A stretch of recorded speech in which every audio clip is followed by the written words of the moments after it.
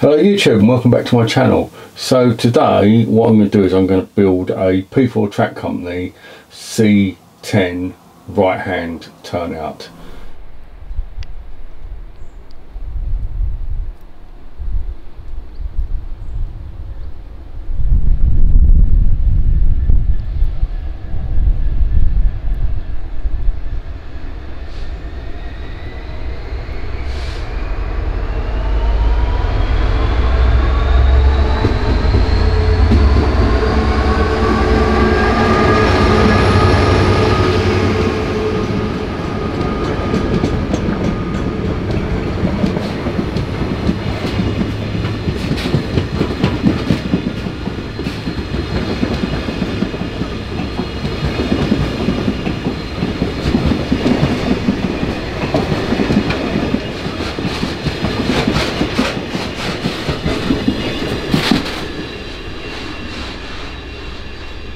No, that's not what I had in mind.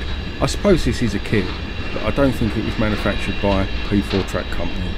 So let's get back to my build. So this is sort of a kit, if you like, but it's kind of a kit that helps you. So things like the V is already made up, and also the two switch rails are also made up as well, so that sort of takes a lot of the filing and bits and pieces away from doing the job, but all the rest of it you have to build yourself. But one of the things is that's all well and good, but you just get to pick up on your tracks here, which is fine for the straight, but for me, where I want the curve to sort of transition, what I'm going to do is I'm actually going to put two longer rails off of here. So the first thing to do is to actually unsolder this V and put a new one in that's a bit longer. So that's the first job. But you wouldn't, if you was happy with the turnouts as they were, then you could just go ahead and build the kit straight away. But like I said, for my own purposes, I'm going to just going to lengthen this. And I've got a bit of nickel silver rail here, which I'm going to lengthen it with.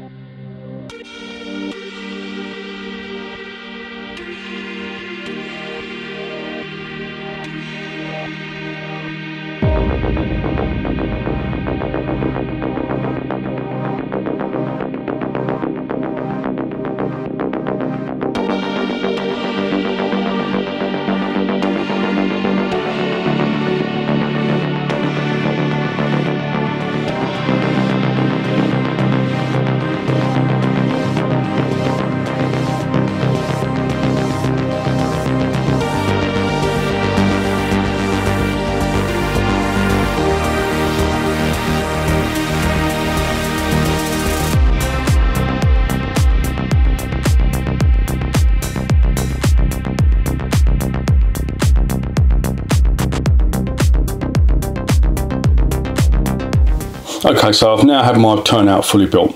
I didn't bother filming just constructing the last little bit because it was pretty much the same as what I'd already done anyway. The tie bar that I've used to control the two diverging rails is literally just a copper clad sleeper. I mean, again, sort of for P4, what you're supposed to do is drop something down, have a construction underneath the baseboard, etc, etc. For me, this is a tried and tested method. It works. There's a nice action on that, and I'm quite happy with that. One thing you do need to remember, that when you're doing sort of hand-built points like this, is if you're going to use a copper clad sleeper or anything, you can't have anything that's a direct short between the two rails, because that will effectively, they're opposite polarities. So if you just solder something solid in there, you're going to get a dead short. So what I've done is I've actually just cut the copper clad right there. You can't really see it, but there's a cut there just to stop that from shorting out. But if you used anything, you'd have to make sure that there was a break there, electrical break there, otherwise you'll have issues with that. So that's that. This turnout itself is a C10, which is obviously quite a long one, as you can see, and that would be quite fast. So this is the sort of thing that you'd have on the main line on a junction. Perhaps that would be sort of like 40-45 mile an hour, maybe even quicker sort of turnout.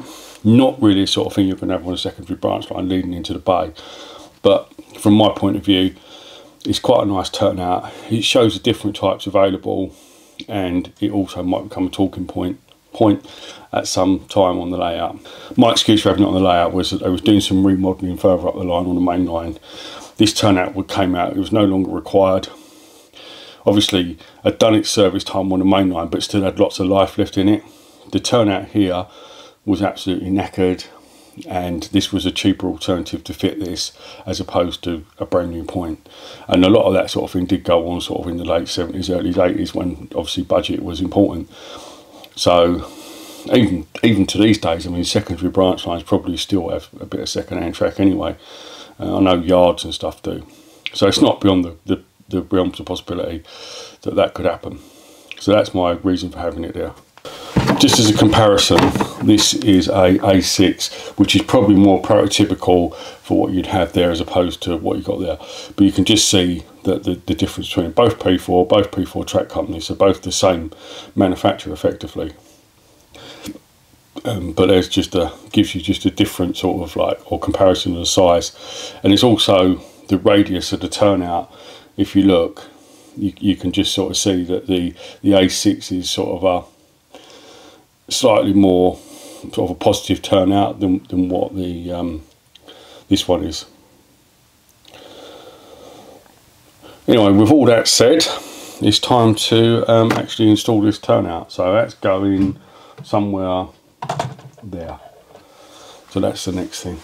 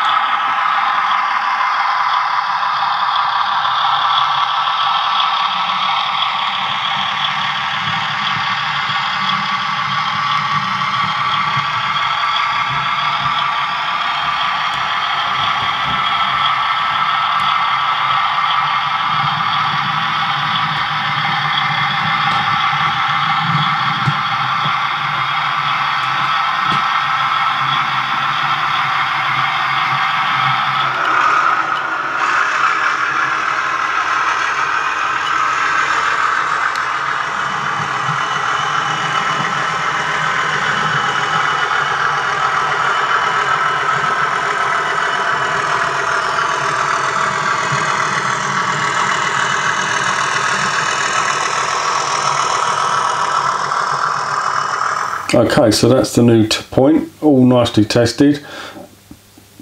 As you can see, it's running nicely up and down the bay, no problems. So I'm happy with that, so I'm going to say that's job done. There's, on the baseball joint, I do need to revisit. I've just sort of temporarily done something with that, but I will need to revisit that before I get too much further. But the actual main point itself is down, working nicely, and I'm more than happy with it. So, yep, that's a job well done.